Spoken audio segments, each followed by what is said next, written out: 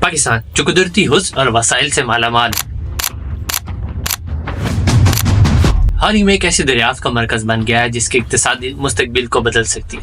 دریائے سندھ میں خاص طور پر پنجاب کے ڈسٹرکٹ اٹک کے قریب سونے کے اہم ذخائر دریافت ہوا ہے، لیکن یہ دریافت پاکستان کی معیشت کے لیے کیا معنی رکھتی ہے اور یہ لاکھوں لوگوں کی زندگیوں کو کیسے متاثر کر سکتا ہے؟ تفصیلات میں غوطہ لگاتے ہیں اور قیاس آرائیوں سے حقائق کو الگ کرتے ہیں۔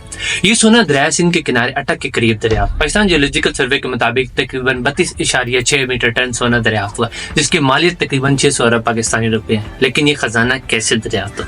جیولوجیکل سروے اور جدید مادیانی تکنیکوں نے اس دریافت کو ممکن بنایا۔ ماہرین نے دریائے تلچھٹ کے تجزیے اور سیٹلائٹ امیج کے ذریعے سونے کے ذخائر کا پتہ لگایا۔ یہ سروے پاکستان کے غیر استعمال شدہ قدرتی وسائل کی تلاش کے ایک وسیع تر منصوبے کا حصہ ہے۔ کیا یہ پاکستان کے لیے ایک سنہری موقع بننے جا رہا ہے؟ اگر صحیح طریقے سے انتظام کیا جائے تو یہ دریافت پاکستان کے لیے کئی اہم فوائد فراہم کر سکتی ہے۔ پہلا، معیشت میں اضافہ۔ اس سونے کی نکال اور فوق سے اربوں روپے حاصل ہو سکتے ہیں۔ تجارتی خسارے کو کم کرنے اور غیر ملکی ذخائر کو بڑھانے میں مدد مل سکے گی۔ دوسرا، روزگار کے مواقع۔ کارکنی اور متعلقہ صنعتیں ہزاروں مقامی لوگوں کے لیے ملازمت کے مواقع پیدا کر سکتی ہے اور بے روزگاری کم ہوگی۔ تیسرا، انفراسٹرکچر کی ترقی۔ سونے کی آمدنی سڑکوں، ہسپتالوں اور اسکولوں جیسے انفراسٹرکچر کو بہتر بنانے میں استعمال کی جا سکتی ہے۔ چوتھا، قرضوں کی ادائیگی۔ سونے سے حاصل شدہ آمدنی پاکستان کے بین الاقوامی قرضوں پر انحصار کو کم کر سکتی ہے۔ پانچواں، برآمد میں اضافہ۔ سونے کو صاف کر کے برآمد کر کے پاکستان غیر ملکی زر مبادلہ کما سکتا ہے، جس سے روپے کی قدر مضبوط ہوگی۔ اب اس کے بعد آتے ہیں چیلنجز اور خطرات۔ ہر چمکتی چیز سونا نہیں ہوتی، حالانکہ یہ دریافت امید افزا ہے، لیکن اس کے ساتھ کچھ چیلنجز بھی ہیں۔ پہلا چیلنج، ماحولیاتی مسائل۔ خاص طور پر دریائی کناروں پر سونے کی کان کنی سے ماحولیاتی نظام کو نقصان پہنچا، آبی حیات کو نقصان ہو سکتا ہے اور زمین کا کٹاؤ ہو سکتا ہے۔ دوسرا، بدعنوانی اور ناقص انتظام۔ پاکستان میں وسائل کے ناقص انتظام کی تاریخ موجود ہے۔ خطرہ یہ ہے کہ اس دریافت کے فوائد عام لوگوں تک پہنچ سکیں گے یا نہیں۔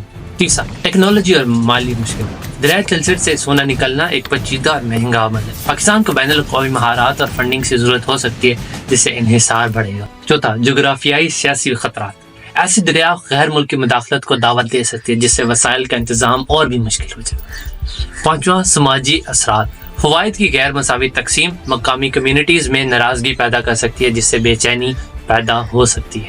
اب آگے کا راستہ کیا ہے؟ ہمیں دنیا سے سبق حاصل کرنا ہوگا۔ پاکستان آسٹریلیا، کینیڈا اور جنوبی افریقہ جیسے ممالک سے سیکھ سکتا ہے، جنہوں نے اپنے سونے کے ذخائر کا کامیابی سے استعمال کیا۔ پہلے، شفاف پالیسیاں۔ بدعنوانی کو روکنے اور ذمہ دار کارکنی کے لیے واضح اور سخت قانون نافذ کریں۔ دوسرا، کمیونٹی کی شمولیت۔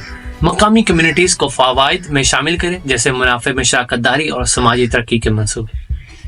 تیسرا، ماحولیاتی نقصان کو کم کر کے پائیدار کارکنی کو تکنیک استعمال کریں۔ چوتھا، پبلک پرائیویٹ پارٹنرشپس۔ معروف بین الاقوامی کمپنیوں کے ساتھ تعاون کریں تاکہ مہارت حاصل کی جا سکے، جبکہ وسائل کی اکثریتی ملکیت برقرار رہے۔ اب اس کا نتیجہ کیا آنے والا ہے؟ سنہری موقع یا ضائع ہونے والا خزانہ؟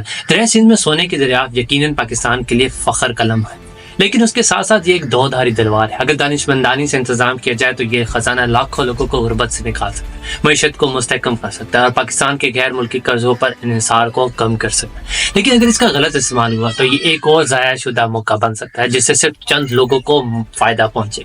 یہ انتخاب ہمارا ہے، کیا ہم اس سنہری موقع سے فائدہ اٹھا کر ایک روشن مستقبل کی راہ ہموار کریں گے یا اسے اپنی انگلیوں سے پھسلنے دیں گے؟ یہ تو وقت ہی بتائے گا۔ کمنٹس میں اپنی رائے بتائیں کہ کیا آپ سمجھتے ہیں کہ یہ دریافت واقعی پاکستان کے لیے فائدہ مند ہوگی؟ تب تک کے لیے مجھے اجازت دیجیے۔ اللہ حافظ۔